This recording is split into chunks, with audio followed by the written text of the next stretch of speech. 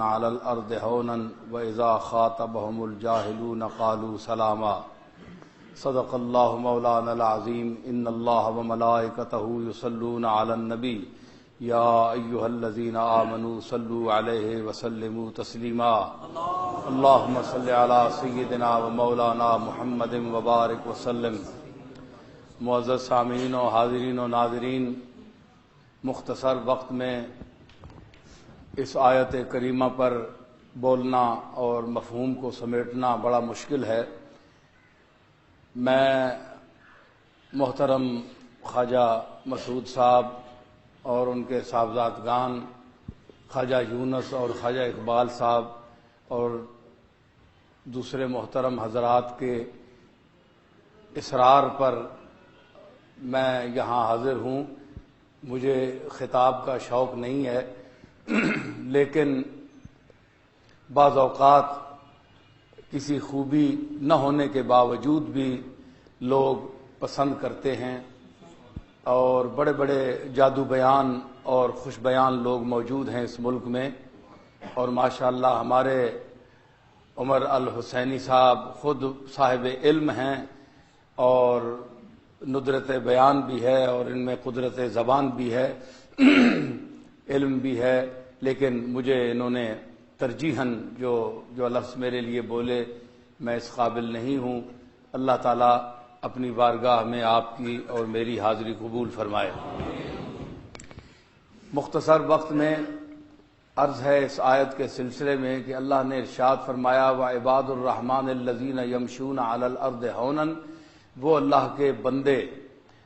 بندے تو سب ہیں، جو اللہ کو مانتے ہیں وہ بھی اللہ ہی کے بندے ہیں، اور جو نہیں مانتے وہ بھی اللہ کے بندے ہیں، انبیاء بھی اللہ کے بندے ہیں، لیکن اللہ نے مخصوص کیا ہے عباد الرحمن کے ساتھ، اور یعنی تخصیصاً بیان کیا کہ یہ کچھ ایسے بندے ہیں جو عام بندوں سے ہٹ کر ان کا ایک مقام ہے، اور میرے ہاں ان کو ایک خصوصی فضیلت حاصل ہے۔ وعباد الرحمن الذین یمشون علی الارض ہونا، کہ جب وہ زمین پر چلتے ہیں تو بڑے آہستگی اور نرمی کے ساتھ اور وقار کے ساتھ چلتے ہیں۔ وَإِذَا خَاطَبَهُمُ الْجَاهِلُونَ قَالُوا سَلَامًا، اور جب ان سے کوئی ایسا آدمی ملے، یہاں جاہل سے مراد ان پڑھ آدمی نہیں ہے، وہ پڑھا لکھا بے شک ہو لیکن جو ان کے مرتبہ و مقام سے ناواقف ہو، اس سے جاہل ہو۔ یعنی یہ نہیں ہے کہ اللہ ویسے جو آدمی مل جائے تو اس کو ان پڑھ کے معنی میں، امی کے معنی میں یہاں کہہ رہا ہے، جاہل کا یہ معنی نہیں ہے۔ جاہل کا معنی یہ ہے کہ وہ اس کے مقام سے نا آشنا ہو، تو جب اس سے ملاقات ہوتی ہے تو وہ قالوا سلاما، وہ سلامتی کے الفاظ کہہ کر گزر جاتے ہیں۔ تو مطلب ہے کہ بعض دفعہ علم بھی ہوتا ہے، دانائی ہوتی ہے، سمجھ ہوتی ہے، لیکن انسان کا عرفان نہیں کر سکتا۔ یہ ضروری نہیں ہے کہ جہالت جو ہے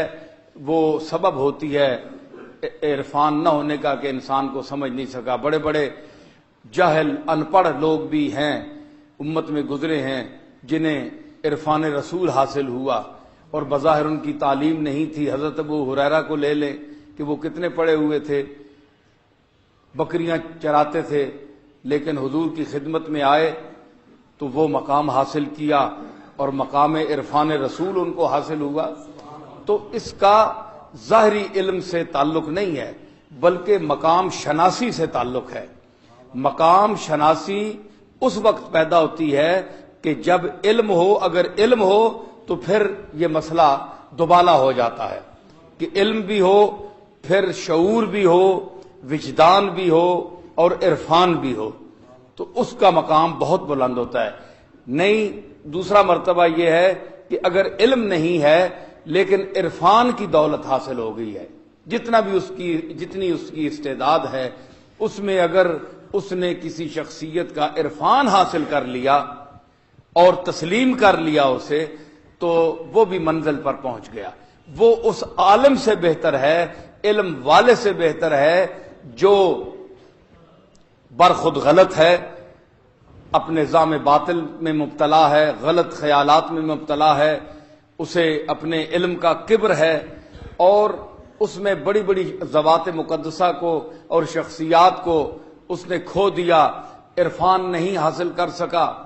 جس طرح علامہ ابن جوزی کا مقام، کتنا بڑا آدمی ہے، حضرت شیخ سعدی ان کے شاگرد ہیں اور بغداد میں انہوں نے وقت گزارا،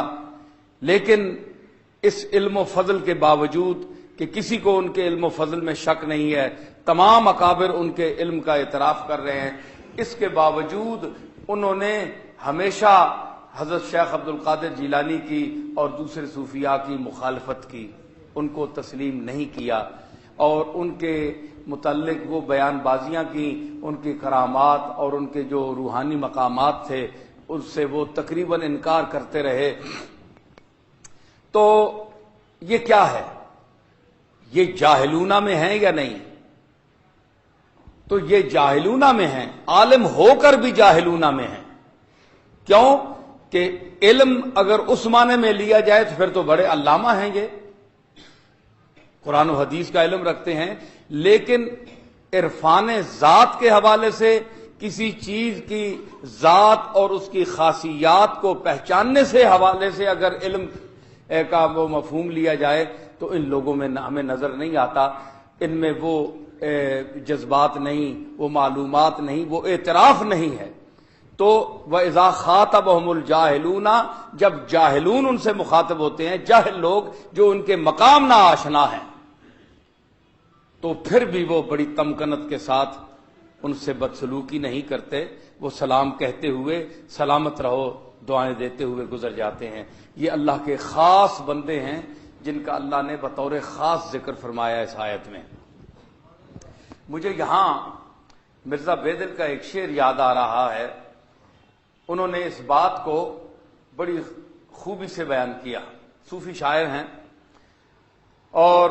وہ فرماتے ہیں کہ بعض دفعہ ایسا ہوتا ہے کہ انسان بڑی اہم چیز کو بھی معمولی انداز میں دیکھ کر گزر جاتا ہے تو اس کے نتائج بڑے بھیانک نکلتے ہیں، تو اس کو اہمیت کی نظر سے دیکھنا چاہیے۔ وہ فرماتے ہیں کہ بے نیاز از سوز اشک عاجزاں نہ تواں گذشت، بے نیاز از سوز اشک عاجزاں نہ تواں گذشت، کہ بے نیازانہ انداز میں عاجز لوگ جو ہیں